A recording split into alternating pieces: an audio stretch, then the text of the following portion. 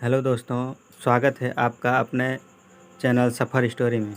तो आज की कहानी का शीर्षक है एक गरीब किसान की दुख भरी कहानी।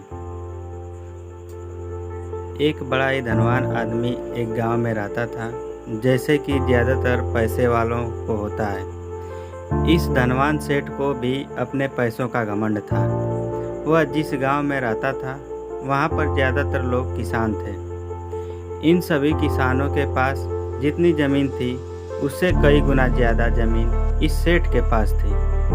कई गरीब किसान तो इसके लिए इसके खेतों में काम करते थे। इसी गांव में मोहन नाम का एक बड़ा ही मेहनती और सच्चा किसान रहता था। मोहन का परिवार थोड़ा बड़ा था।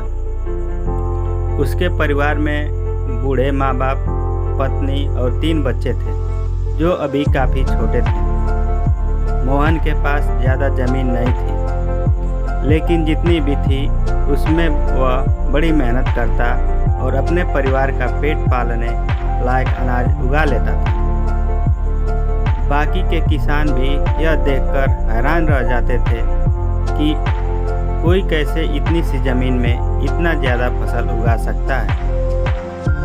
एक वर्ष उस गांव में काफ़ी ज़्यादा बारिश हुई, जिसके चलते कई किसानों की फसलें बर्बाद हो गई, जिनमें से एक मोहन भी था। अब मोहन धर्म संकट में पड़ गया, क्योंकि उसके परिवार में उसके अलावा कोई और कमाने वाला नहीं था और अपने परिवार को भूखा मरते हुए वो देख नहीं सकता था। वह जानता था कि इस गांव में अगर कोई उसकी मदद कर सकता है तो वह वही घमंडी सेठ है, जिसने गांव के कई अन्य गरीब किसानों को या तो कर्जा दिया है या तो अपने यहाँ काम पर रखा हुआ है।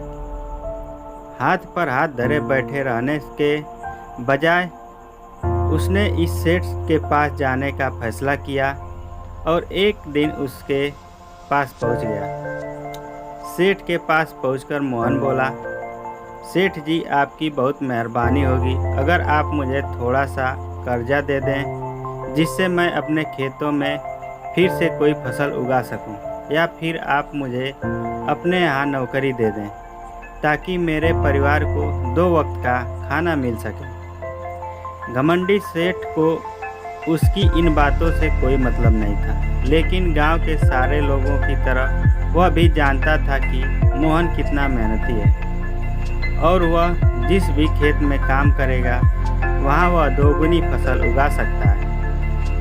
सेठ ने सोचा, अगर मैं इसे पैसे उधार देता हूँ तो शायद यह इस स्थिति में नहीं है कि मुझे वापस लौटा सके, लेकिन अगर मैं इसे अपने खेतों में काम करवाता हूँ तो मुझे ज़रूर दुगुना फायदा होगा। सेठ मोहन से बोला, देख भाई, पैसा तो मैं तुझे नहीं दूंगा और मेरे पास अभी खेतों में काम करने के लिए कई किसान पहले से मौजूद हैं, लेकिन तुझ पर तरस खाकर मैं तुझे अपने खेतों में नौकरी देता हूँ, पर मैं तुझे इसके लिए ज़्यादा पैसा नहीं दूंगा।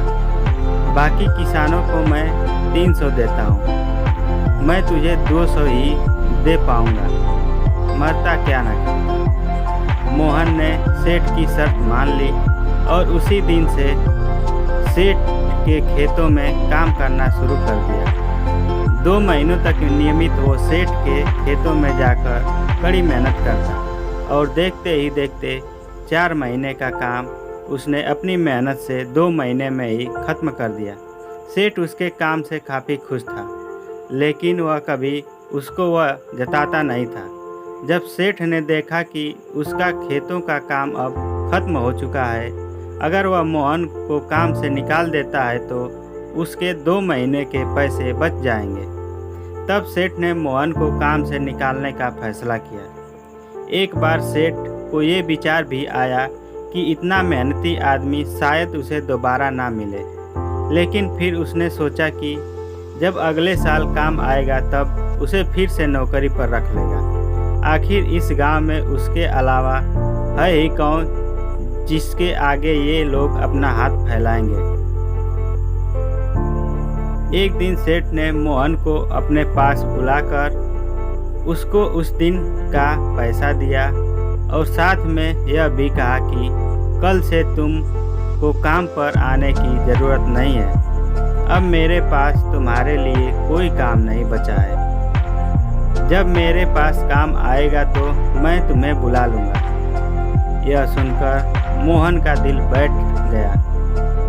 पिछले 2 महीनों से कम ही सही उसके बच्चों और परिवार के पेट में अन्न का दाना जा तो रहा था, अब वह क्या करेगा? यही सोचकर उसकी आंखों से आंसू निकल आए। मोहन ने सेठ के पैर पकड़ लिए और गिड़गिड़ाने लगा, सेठ जी, मुझे इस काम की बहुत ज़रूरत है, मुझे मत निकालिए। अपने मतलब से मतलब रखने वाला सेठ टस से मस ना हुआ। उसने खरी खोटी सुनाकर मोहन को वहाँ से चलता कर दिया और मन ही मन 2 महीनों की तनख्वाह बचने से खुश होने लगा। अगले दिन जब सेठ सवेरे उठा और अपने आंगन में आया तो उसने देखा कि मोहन उसके आंगन में बैठा है। सेठ ने उसको पास बुलाकर पूछा कि क्या हुआ, तुम क्यों यहाँ बैठे हो? मोहन बोला, सेठ जी, मुझे वापस काम पर रख लीजिए। आप जानते ही हैं मेरी आर्थिक परिस्थिति कैसी है, थोड़ी दया कीजिए। लेकिन सेठ ने उसकी एक न सुनी और फिर एक बार उसे बुरा भला कहकर वहाँ से जाने के लिए कहा। बेचारा मोहन अपना सिर नीचे झुका के वहाँ से चला गया। अगले दिन फिर यही घटना दोहराई गई। मोहन फिर सेठ के आंगन में बैठा था। सेठ ने फिर उसको वहाँ से जाने के लिए कहा। यही घटना अगले कई दिनों तक चलती रही। अब तो मोहन सेठ के भगाने पर भी वहाँ से नहीं जाता था और वहीं पर बैठा रहता था। एक बार सेठ ने उससे पूछ लिया, तुम कैसे आदमी हो?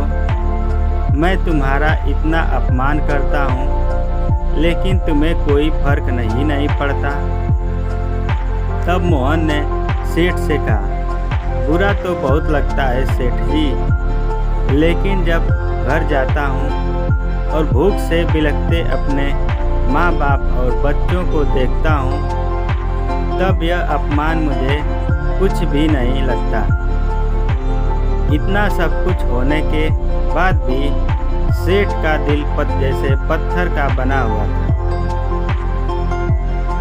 उसने मोहन को अभी तक काम पर नहीं रखा और ना ही उसका ऐसा करने का कोई इरादा था। एक दिन सेठ ने सोचा कि कुछ दिनों के लिए किसी और गांव चला जाता हूँ ताकि मोहन से पीछा छुड़ा सकूं। अगले दिन मोहन के आने से पहले ही सेठ अपने परिवार को लेकर अपने किसी संबंधी के यहाँ चला गया और वहाँ पर 10 दिनों तक रहने के बाद फिर अपने गांव अपने घर वापस लौटा। घर लौटते ही सेठ ने आसपास हर जगह नज़र दौड़ाई तो पाया कि वहाँ पर अब मोहन नहीं था। सेठ ने सोचा, मेरी तरकीब काम कर गई, लगता है मोहन से अब पीछा छूट गया है। हालांकि अब सेठ के द्वार पर मोहन नहीं बैठा था, लेकिन मोहन का विचार अभी भी सेठ के मन में घर कर बैठा था। सेठ सोच रहा था, मोहन इतनी जल्दी हार मानने वाला आदमी तो नहीं दिखता है। उसके साथ क्या हुआ होगा? क्या उसे कहीं कोई और काम मिल गया होगा या फिर और कुछ? इन विचारों ने सेठ को बेचैन कर दिया और आखिरकार सेठ को मोहन की खबर लेने के लिए गांव में जाना पड़ा। सेठ को मोहन का पता मालूम नहीं था, इसलिए अड़ोस पड़ोस के अन्य किसानों से पूछने पर पता चला कि मोहन घायल हो चुका है और अपने घर पर आराम कर रहा है। सेठ ने जब उससे घायल होने का कारण लोगों से पूछा तो सेठ को पता चला कि जब सेठ अपना घर छोड़कर किसी और गांव में गया था तब बंद घर देखकर कुछ चोर उसके यहाँ चोरी करने आए थे, जिनको रोकने की कोशिश करते हुए हाथापाई में मोहन चोटिल हो गया था। यह सब जानने के बाद सेठ का पत्थर का दिल भी अब मोम की तरह पिघल गया। सेठ को अपने किए पर पछतावा होने लगा। सेठ ने अपने आप को याद दिलाया कि कैसे उसने एक शरीफ और सच्चे आदमी को ज़्यादा काम करवाकर भी उसको पूरा पैसा नहीं दिया और जिसको गले से लगाना चाहिए था उसे ठोकर मारकर भगाता रहा। सेठ मोहन का घर का पता पूछकर उसके घर पहुंचा तो देखा कि मोहन की घर की हालत बहुत खराब है। उसका परिवार भूख से बेहाल है और वह खुद अपने हाथ पैर पर चोट के साथ एक खाट में पड़ा हुआ है। यह दृश्य देखकर सेठ की आंखों से आंसू बह निकले। सेठ ने मोहन के पास जाकर उससे सच्चे दिल से माफ़ी मांगी, उसको उसकी मेहनत के पैसे दिए, उसका इलाज करवाया और उसको हमेशा के लिए अपने यहाँ काम पर रख लिया। दोस्तों, इस खूबसूरत कहानी से हमें कई पाठ सीखने के लिए मिलते हैं। कहानी से सीखने लायक पाठ पहला, अगर भगवान ने हमें दूसरों से बेहतर ज़िंदगी दी है तो हमें उसका फ़ायदा नहीं उठाना चाहिए और हो सके तो ज़रूरतमंदों की ज़िंदगी में भी सुधार करने की कोशिश करनी चाहिए। दूसरा पाठ, कठिन से कठिन समय में ईमानदारी और सच्चाई का साथ कभी नहीं छोड़ना चाहिए। हाँ, यह मार्ग बड़ा कठिन है लेकिन इसकी मंजिल तक आदमी ज़रूर पहुंचता है और उसका फल भी अच्छा ही मिलता है। तीसरा पाठ, जब तक हम अपने बारे में सोचना बंद नहीं करते तब तक हम दूसरों के बारे में सोच नहीं सकते और उसका दर्द नहीं समझ सकते।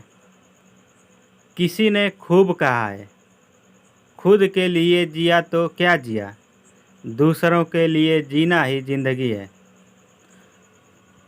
तो दोस्तों, कैसी लगी कहानी? अगर अच्छी लगी हो तो इस वीडियो को लाइक करें तथा चैनल को सब्सक्राइब करना ना भूलें। Thanks for watching this video.